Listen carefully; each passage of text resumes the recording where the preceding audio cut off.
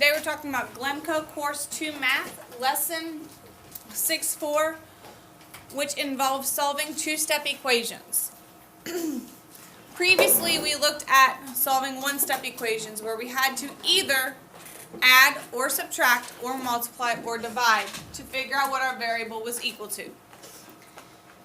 Today we're looking at needing to do that twice. Okay? In a two-step equation that we look at, we will either be adding or subtracting, and then we will either be multiplying or dividing. Okay? Most of the time, it's a 50-50 split between whether or not we're going to add or subtract. The majority of the time, our second step is going to be to divide, not to multiply. Okay? So, let's look at what this looks like. If I had the expression 2x, if I had the equation 2x plus 3 equals 9. My goal is to get that variable x by itself. My first step is to remove or eliminate any addition or subtraction by doing the opposite.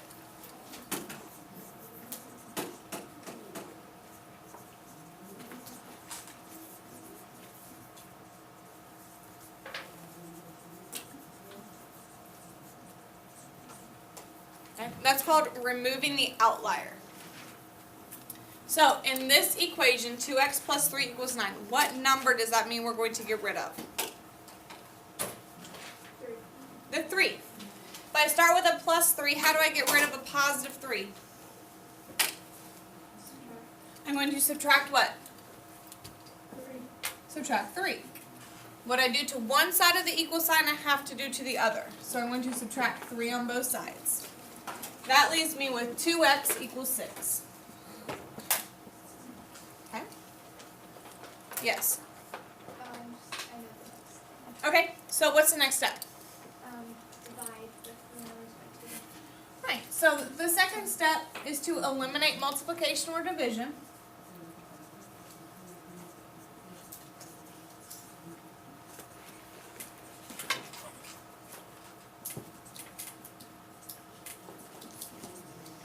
If we start with multiplication, we're going to divide. If we start with division, we're going to multiply. So here we have 2 times x, so we're going to divide both sides by 2. My 2's cancel and I'm left with x equals 3. Now I can check this to make sure that it's correct. If I have 2 times 3, that's 6, plus 3 is 9. So that's a way for me to check to make sure that my answer is correct. Are there any questions about what we did in example 1? No? Yes, sir. Did you subtract 3 or you add them? I subtracted 3. Because here I'm adding 3. So to get rid of that 3, I need to take 3 away, which means I subtract. Any other questions? Okay, let's look at another example.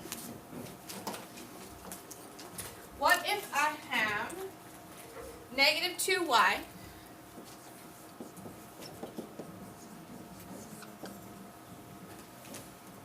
minus 7, and that equals 3? What would I do first here? What number do I want to get rid of? Yes? I could, but that's not the easiest way to do it. Is it the negative 7? We're going to get rid of the negative 7 first. So how do I eliminate a negative 7? Add I add what? 7. Right, I'm going to add 7 to both sides. That leaves me with negative 2y equaling, what is 3 plus 7? 10. Okay. Now what am I going to get rid of? The y. I can't get rid of y. Oh. Yes, ma'am. -2. Now I'm going to get rid of the -2. How do I get rid of -2? Divide. I need to divide both sides by -2.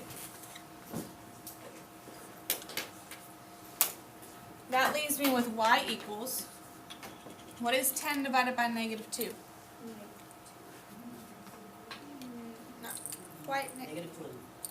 Yes, sir? Negative. -5. Okay, let's try this. -2 times -5 is a positive 10, correct? Minus 7 gives us 3. So it checks. Okay? Questions?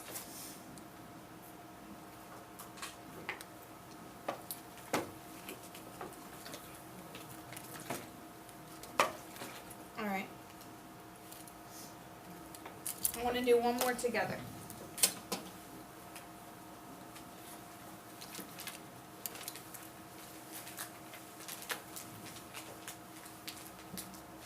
Because this one looks like one that you're not going to want to solve, but it's really pretty easy. Looking at example 4. 4 plus 1/5 r equals -1. Yes, ma'am. If you subtract the 4 from the -1. Okay, so first I subtract 4 from both sides. I'm left with 1/5 r equals -5. So then how do I get rid of 1/5? Nope, my variables are not x. I can't And- change variables partway through. Subtract 1/5 I can't subtract 1/5. and What this means is I have 1/5 of r. I want to know what a whole r represents. divide. I could divide by 1/5, but that's not the easiest way. Yes, ma'am? You multiply by 5. I would multiply by 5. I'll show you one here in just a second. So if I have 1/5, and I multiply that by 5, that has an invisible denominator of 1, correct? That's 5/5, which equals 1 whole. So that gives us 1 whole r. Okay? So, this is our little background on why it works. We show that we multiply by 5 on both sides, and r equals -25. There's another way that we could have seen this written. We could have also seen this written as 4 plus r over 5 equals -1. Okay? We could have seen it either way. Questions? Yes, sir.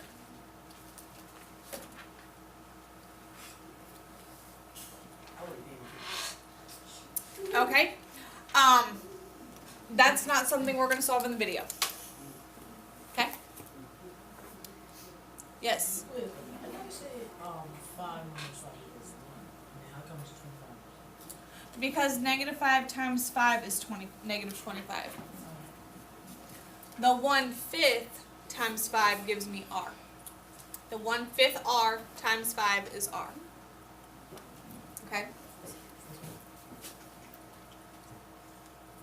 Any other questions?